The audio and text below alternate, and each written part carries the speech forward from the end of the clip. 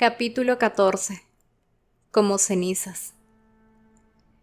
Clary volvió en sí lentamente, con la misma sensación de mareo que recordaba de aquella primera mañana en el instituto, cuando se había despertado sin tener ni idea de dónde se hallaba. Le dolía todo el cuerpo, y notaba la cabeza como si alguien le hubiera golpeado con una barra de hierro. Estaba tumbada de lado, con la cabeza apoyada en algo áspero, y notaba un peso sobre los hombros. Miró hacia abajo y vio una delgada mano puesta protectoramente sobre su esternón. Reconoció las marcas, las tenues cicatrices blancas e incluso la forma de las venas del antebrazo. El peso que sentía en el pecho cesó y se sentó con cuidado, deslizándose de debajo del brazo de Jace. Se encontraban en su dormitorio. Clary reconoció la increíble pulcritud. La cama perfectamente hecha con la ropa metida en las esquinas como en los hospitales, aún intacta. Jace estaba durmiendo, apoyado en el cabezal, todavía con la ropa que había llevado la noche anterior. Incluso tenía puestos los zapatos. Sin duda se había quedado dormido abrazándola, aunque ella no lo recordaba. Todavía tenía salpicaduras de la sustancia plateada del club. Se removió levemente, como si notara que ella se había apartado, y se colocó encima el brazo libre. No parecía herido, pensó Clary, solo agotado. Sus largas pestañas doradas reposaban sobre las sombras bajo los ojos. Parecía vulnerable, como un niño pequeño. Podría haber sido su Jace, pero no lo era. Clary recordaba el club, las manos de él en la oscuridad, los cadáveres y la sangre. Se le revolvió el estómago y se llevó una mano a la boca, tratando de controlar la náusea. Le asqueó lo que recordaba, y bajo la náusea había algo que la reconcomía, la sensación de que le faltaba algo importante. Clary se volvió. Jace tenía los ojos medio abiertos. La miraba a través de las pestañas, y el dorado de sus ojos parecía apagado por el cansancio. «¿Cómo es que estás despierta?», le preguntó él. «Acaba de amanecer». Clary apretó los puños sobre las mantas. «Anoche», comenzó con voz insegura. «Los cadáveres, la sangre...» «¿Los qué?» «Eso fue lo que vi. Eso fue lo que vi». «Yo no», Jace negó con la cabeza. «Drogas de hadas. ¿Sabías...?» «Parecía tan real». «Lo siento», cerró los ojos. «Quería divertirme. Se supone que te hace sentir feliz, ver cosas bonitas. Pensaba que podríamos divertirnos juntos». «Vi sangre», repuso ella, «y gente muerta flotando en una especie de peceras». Jace negó de nuevo. Se le cerraban los párpados. Nada de eso era real. «Incluso lo que pasó entre tú y yo...» Clary calló, porque Jace tenía los ojos cerrados y el pecho le subía y bajaba relajado. Se había dormido. Clary se levantó sin mirar a Jace y fue al cuarto de baño. Se miró en el espejo mientras un adormecimiento se le extendía por los huesos. Estaba llena de manchas de residuo plateado. Le recordó la vez que un rotulador metalizado se le había roto dentro de la mochila, ensuciando todo lo que tenía dentro. Uno de los tirantes del sujetador se había roto. Seguramente por donde Jace había tirado de él la noche anterior. Tenía los ojos rodeados de sombras y rayas negras de rímel, y tanto la piel como el pelo estaban pegajosos por la sustancia plateada. Con una sensación de debilidad y mareo, se sacó el vestido y la ropa interior. Lo tiró todo al cesto de la ropa sucia antes de meterse bajo el agua caliente. Se lavó el cabello una y otra vez tratando de sacarse toda la pasta seca de plata. Era como tratar de limpiar una mancha de óleo. Y el olor también se le pegaba, como el agua de un jarrón cuando las flores se han podrido. Leve, dulzón y desagradable sobre la piel. Ninguna cantidad de jabón parecía capaz de liberarla de él. Cuando finalmente se convenció de que estaba tan limpia como conseguiría estarlo, se secó y fue al dormitorio principal a vestirse. Fue un alivio volverse a poner unos tejanos y unas botas, y hundirse en un cómodo jersey de algodón. Solo entonces, cuando se puso la segunda bota, la sensación de que le faltaba algo la reconcomió de nuevo. Se quedó helada. El anillo de oro que le permitía hablar con Simon, no lo tenía. Lo buscó a la desesperada en el cesto de la ropa sucia para ver si se le había enganchado el vestido, y luego registró cada palmo de la habitación de Jace mientras él seguía durmiendo tranquilamente. Revisó la moqueta, la ropa de la cama y los cajones de la mesilla. Al final se sentó, con el corazón golpeándole dentro del pecho y una sensación de náusea en el estómago. Había perdido el anillo. En alguna parte, de alguna manera. Trató de recordar la última vez que lo había visto. Sin duda le había destellado en la mano mientras blandía la daga contra los demonios el lápiz. ¿Se le había caído en la tienda de trastos? ¿En el club? Se clavó las uñas en los muslos cubiertos por los vaqueros hasta que el dolor la hizo ahogar un grito. «Concéntrate», se dijo a sí misma. «Concéntrate». Quizás se le hubiera caído por el apartamento. Jace debía de haberla subido a la habitación en algún momento. No era muy probable, pero cualquier posibilidad, por pequeña que fuera, debía explorarse. Se puso en pie y salió al pasillo tan en silencio como pudo.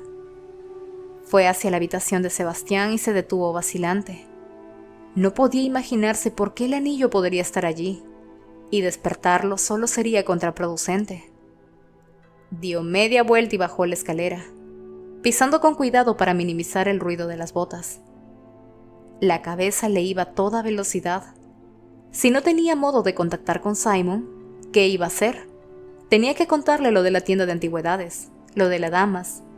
Debería haber hablado con él antes. Tuvo ganas de dar un puñetazo a la pared, pero se forzó a pensar con calma, a considerar sus opciones. Sebastián y Jace estaban empezando a confiar en ella. Si pudiera escapar de ellos durante un momento, en alguna de las ajetreadas calles de la ciudad, podría llamar a Simon desde un teléfono público. Podría meterse en un café con internet y enviarle un correo electrónico. Ella sabía más de tecnología mundana que ellos. Perder el anillo no significa que todo hubiera acabado. No tenía intención de rendirse. Estaba tan ocupada pensando qué iba a hacer que al principio no vio a Sebastián. Por suerte, él le daba la espalda. Se hallaba en el salón de cara a la pared. Clary ya estaba al final de la escalera y se quedó inmóvil. Luego corrió hasta el muro bajo que separaba la cocina de la sala y se aplastó contra él. Si Sebastián la veía, podría decirle que había bajado a buscar un vaso de agua. Pero la oportunidad de observarlo sin que él lo supiera era demasiado tentadora. Se volvió un poco y miró por el borde de la barra de la cocina. Sebastián seguía de espaldas a ella. Se había cambiado de ropa después de estar en el club. Ya no llevaba la casaca militar, sino una camisa y unos vaqueros. Al volverse se le levantó la camisa. Y Clary vio que llevaba el cinturón de armas alrededor de la cintura. Sebastián alzó la mano derecha y Clary pudo ver que sujetaba su estela. Y había algo en la manera en la que la sostenía. Por un momento, con un cuidadoso aire pensativo, que le recordó el modo que su madre sujetaba un pincel. Clary cerró los ojos. Era como la sensación de una tela al enredarse en un gancho. Un tirón dentro del corazón siempre que reconocía algo en Sebastián que le recordaba a su madre o a sí misma. La constatación de que por mucho que su sangre estuviera envenenada, seguía siendo la misma sangre que corría por sus venas.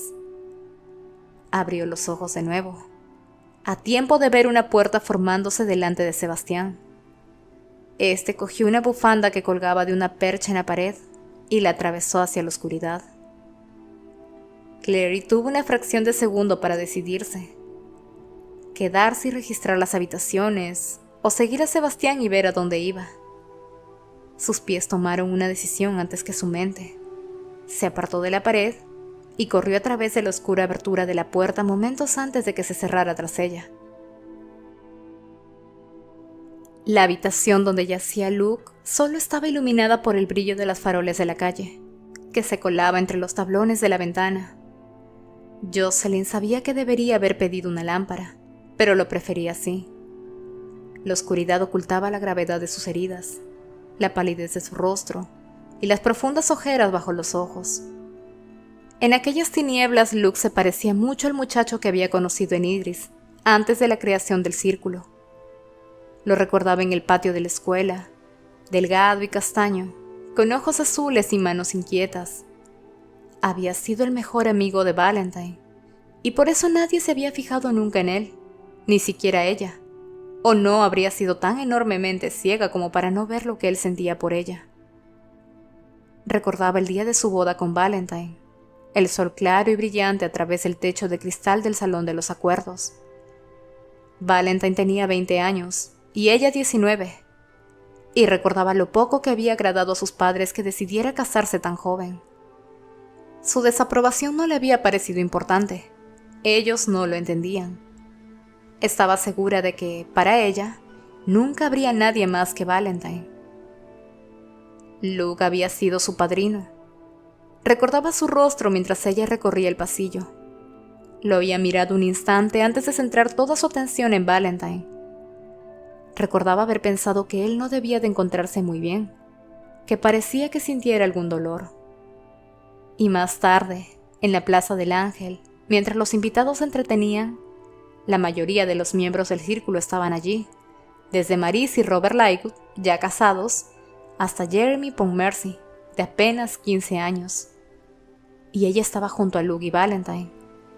Alguien había hecho una vieja broma sobre que si el novio no se hubiera presentado, la novia tendría que haberse casado con el padrino. Luke iba vestido de etiqueta, con las runas doradas de buena suerte en el matrimonio bordadas, y estaba muy apuesto.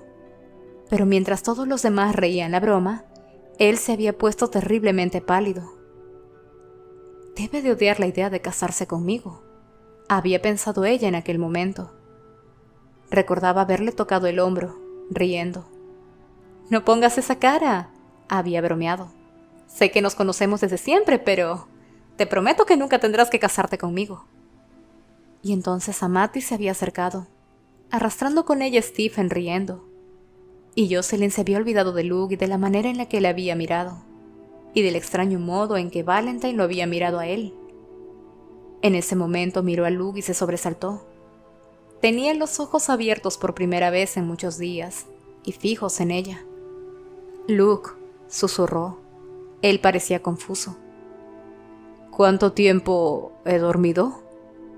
Jocelyn quiso tirarse a sus brazos, pero los gruesos vendajes que aún le rodaban el pecho le contuvieron.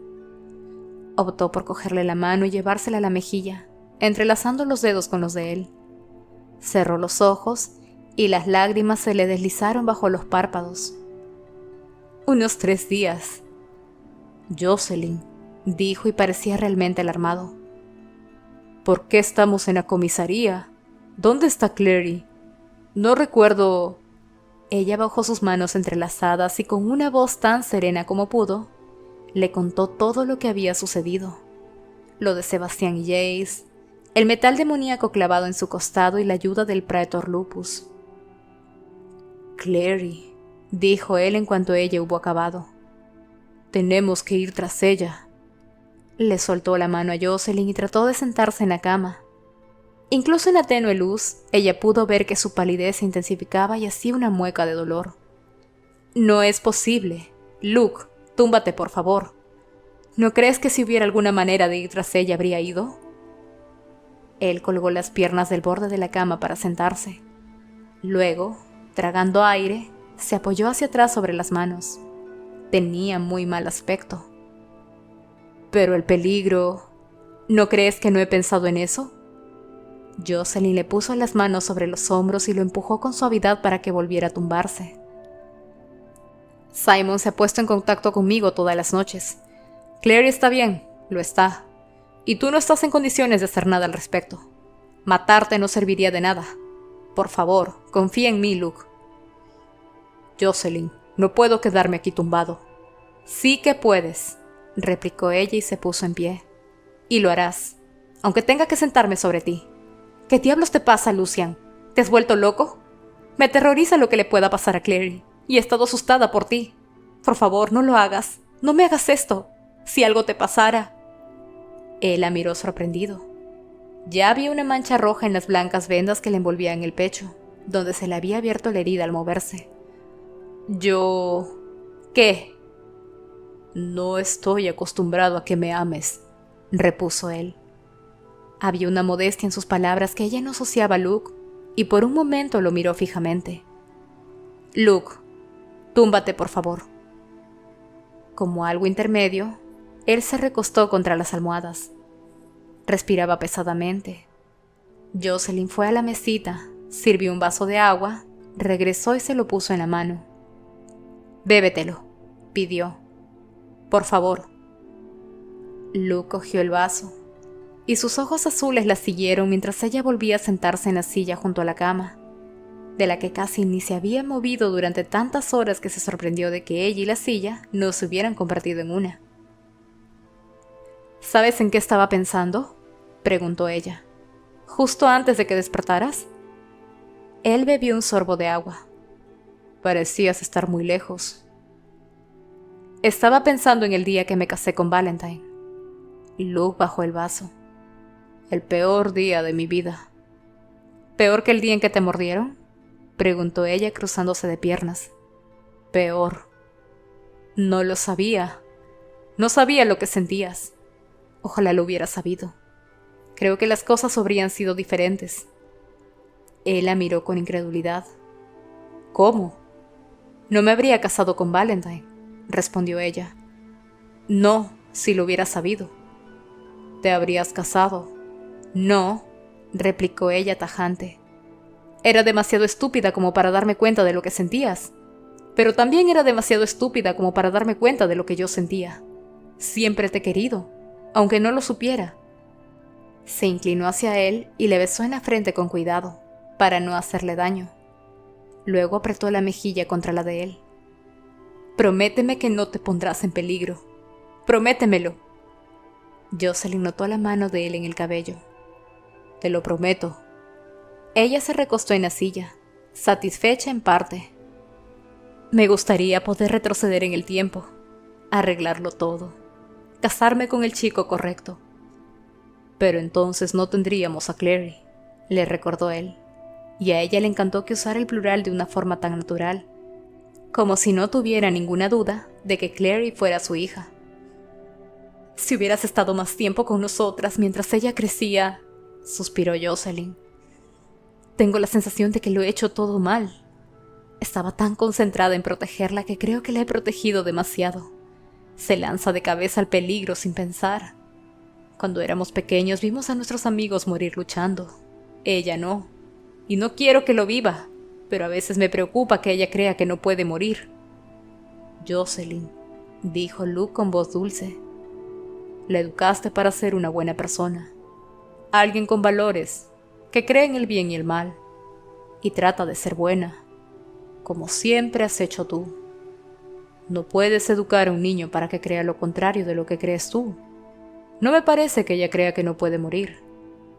Pienso, como siempre has hecho tú, que Clary piensa que hay cosas por las que vale la pena morir. Clary siguió a Sebastián por una red de calles estrechas, pegándose las sombras junto a las paredes de los edificios. Ya no estaban en Praga. Eso resultaba evidente al instante. Las calles estaban oscuras.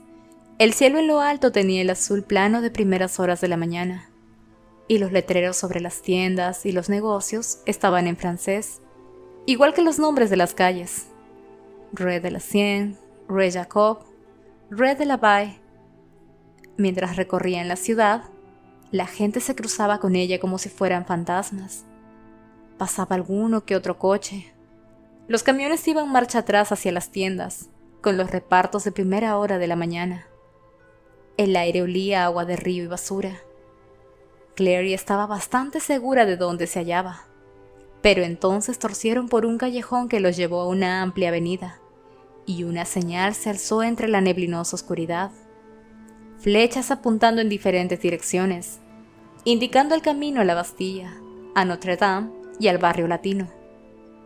París, pensó Clary mientras se metía detrás de un coche aparcado y Sebastián cruzaba la calle. ¿Estamos en París? Resultaba irónico. Siempre había querido ir a París con alguien que conociera la ciudad.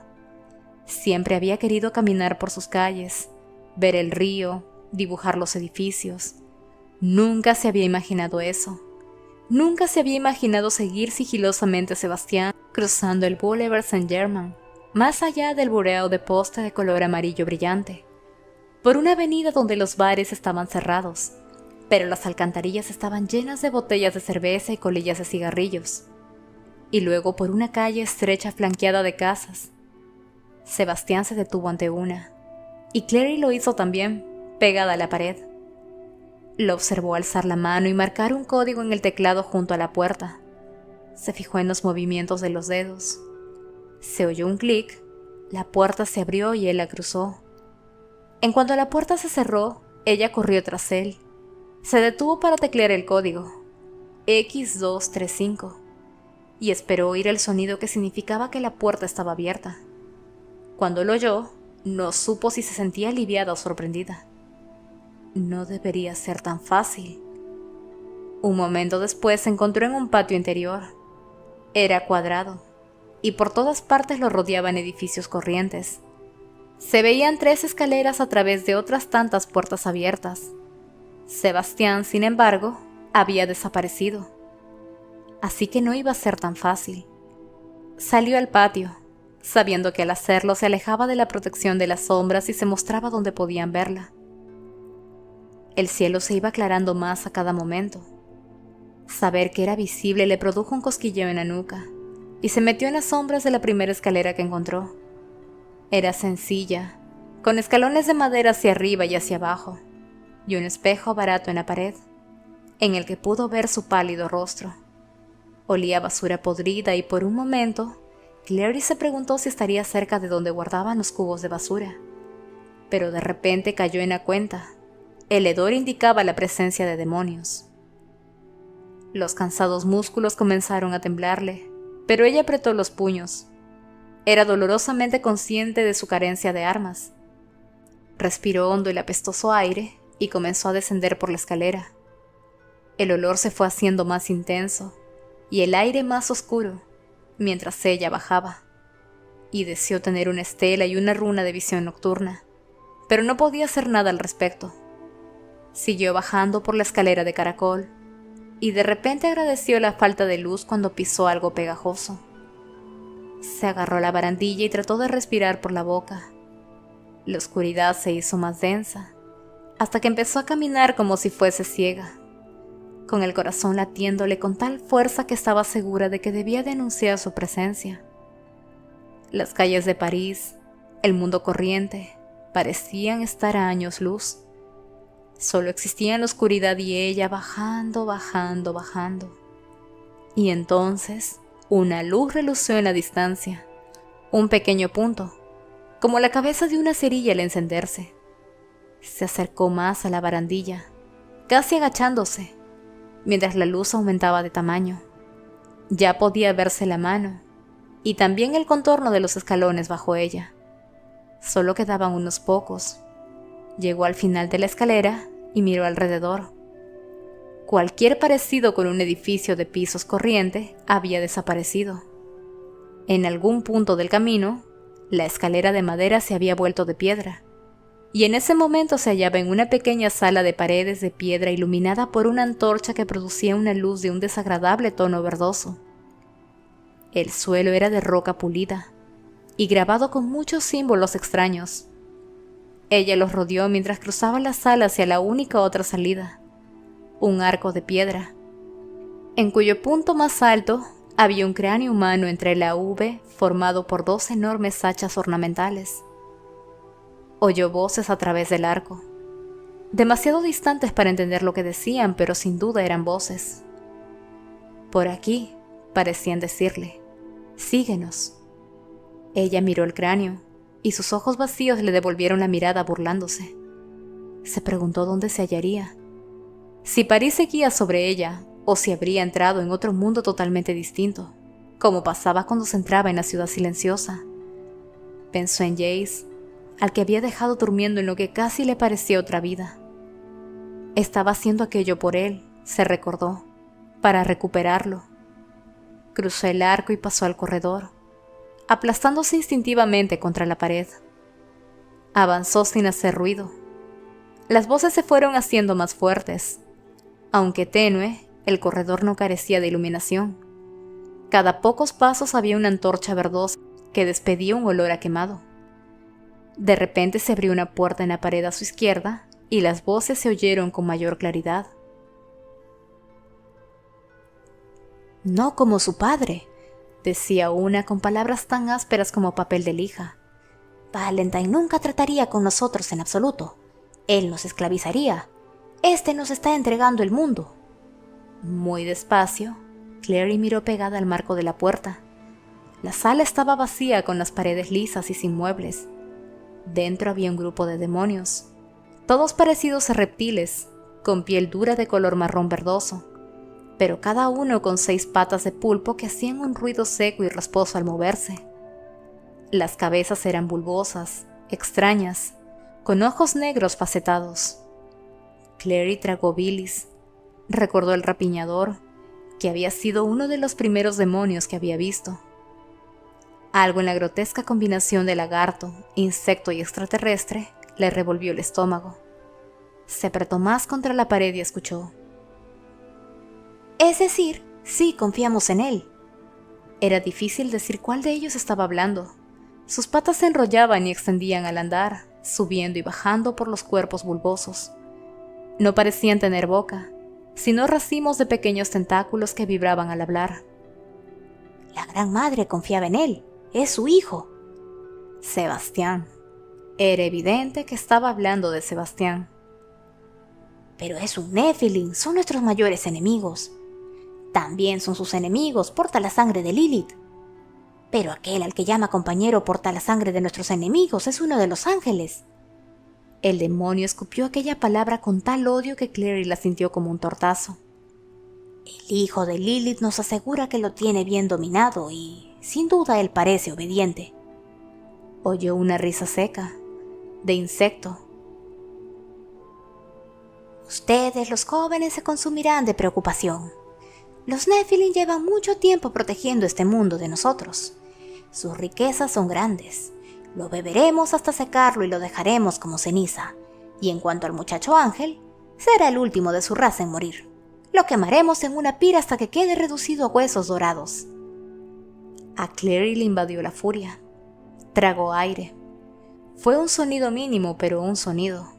El demonio más cercano volvió la cabeza. Por un momento, Clary se quedó helada, atrapada por la mirada de sus ojos como espejos. Luego se volvió y echó a correr. Corrió hacia el arco, la sala y la oscura escalera. Oyó un tumulto tras ella, las criaturas gritando, luego el roce y el correteo que hacían al perseguirla. Echó una mirada hacia atrás y se dio cuenta de que no iba a conseguirlo. A pesar de su ventaja inicial, ya estaban casi sobre ella. Oía su propia respiración rasgada, de dentro a fuera. Cuando llegó al arco, se volvió en redondo y saltó para agarrarse de él con ambas manos. Se balanceó hacia adelante con toda su fuerza y hundió las botas en el primero de los demonios, haciéndolo caer con un agudo chillido. Aún colgando, agarró el mango de una de las hachas cruzadas bajo el cráneo y tiró de ella. Estaba bien clavada y no se movió. Clary cerró los ojos, apretó más la mano sobre ella y tiró con toda su fuerza. El hacha saltó de la pared con el sonido de algo arrancado, lanzando trozos de piedra y mortero. Clary perdió el equilibrio y cayó, y aterrizó agazapada con el hacha ante ella. Era pesada, pero ella casi ni la notaba. Le estaba volviendo a pasar lo que le había ocurrido en la tienda de antigüedades. El tiempo parecía ir más despacio. Las sensaciones se intensificaban. Notaba cada susurro del aire sobre la piel y todas las irregularidades del suelo bajo sus pies. Se preparó para la llegada del primer demonio, que correteó bajo el arco y se alzó hacia atrás como una tarántula, pateando el aire sobre ella. Bajo los tentáculos de la cara había unas fauces babeantes. El hacha que tenía Clary en la mano pareció lanzar un tajo por voluntad propia y se hundió profundamente en el pecho de la criatura. Al instante, Clary recordó a Jace diciéndole que no intentara alcanzarlos en el pecho, sino decapitarlos. No todos los demonios tenían corazón, pero en ese caso tuvo suerte. La criatura se sacudió chillando. La sangre comenzó a burbujear por la herida, y luego el demonio desapareció. Ella se fue hacia atrás del impulso, con su arma manchada de ícor aún en la mano. La sangre del demonio era negra y apestosa, como la brea. Cuando el siguiente se lanzó hacia ella, Clary se agachó mientras hacía un arco con el hacha. Le cortó varias patas. Aullando, el demonio se fue de lado como una silla rota. Pero el siguiente demonio ya pasaba sobre él, pisoteándolo, tratando de llegar hasta ella. Clary asestó otro golpe, y el hacha se hundió en el rostro de la criatura. El ícor saltó rociando y ella se tiró hacia atrás, apretándose contra la pared de la escalera. Si alguno podía colársele por detrás, estaba muerta. Enloquecido, el demonio al que había abierto el rostro se lanzó de nuevo hacia ella.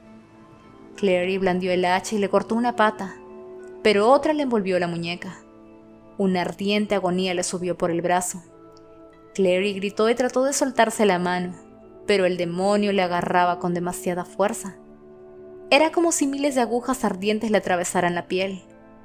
Aún gritando, le lanzó un puñetazo con el brazo izquierdo y le dio en la cara, justo donde tenía el tajo del hacha. El demonio lanzó un agudo siseo y aflojó un poco la presión. Clary pudo soltarse la mano y se echó hacia atrás. Como surgido de la nada, un brillante cuchillo se hundió en el cráneo del demonio. Mientras Clary miraba sorprendida, el demonio se desvaneció y vio a su hermano, con un cuchillo serafín en la mano y la camisa blanca salpicada de ícor. Tras él, la sala estaba vacía, excepto por el cuerpo de uno de los demonios, aún sacudiéndose, pero con el líquido negro fluyendo de los muñones cortados como aceite de un coche aplastado. Sebastián. Ella lo miró asombrada. ¿Acababa de salvarle la vida? «Aléjate de mí, Sebastián», masculló ella entre dientes. Él no pareció oírla. «Tu brazo...» Ella se miró la muñeca, que aún le palpitaba de dolor. Una gruesa banda de heridas redondeadas la rodeaba donde las ventosas del demonio le habían enganchado. Y se estaba oscureciendo, adquiriendo un asqueroso color azul negruzco. Clary miró a su hermano. Su cabello blanco lo rodeaba con un halo en la oscuridad, o tal vez fuera que ella estaba perdiendo la vista. La luz también formaba un halo alrededor de la antorcha verde de la pared, y otro halo envolvía la hoja que brillaba en la mano de Sebastián. Él estaba hablando, pero sus palabras le llegaban confusas, indistintas, como si las pronunciara bajo el agua. «Veneno letal», estaba diciendo él. «¿En qué diablos estabas pensando, Clarissa?» Su voz subía y bajaba. Ella trató de concentrarse. «¿Luchar contra 6 demonios, ajá, con una hacha de adorno?» «Veneno», repitió ella, y por un momento volvió a ver claramente el rostro de Sebastián, las arrugas de tensión alrededor de la boca y los ojos pronunciados e intensos. «Supongo que a fin de cuentas no me has salvado la vida, ¿no?» Tuvo un espasmo en la mano y el hacha se le cayó, repicando contra el suelo. Notó que se le había enganchado el jersey a la áspera pared mientras comenzaba a bajar lentamente, deseando tan solo tumbarse en el suelo. Pero Sebastián no quería dejarla descansar. La cogió por las axilas, la alzó y luego la cogió en brazos, con el brazo bueno de Clary rodeándole el cuello. Ella quería apartarse de él, pero carecía de la energía necesaria. Notó un punzante dolor en el codo, una quemazón, el roce de una estela. Un adormecimiento se le extendió por las venas. Lo último que vio antes de cerrar los ojos fue el rostro del cráneo del arco. Habría jurado que las cuencas vacías se reían de ella.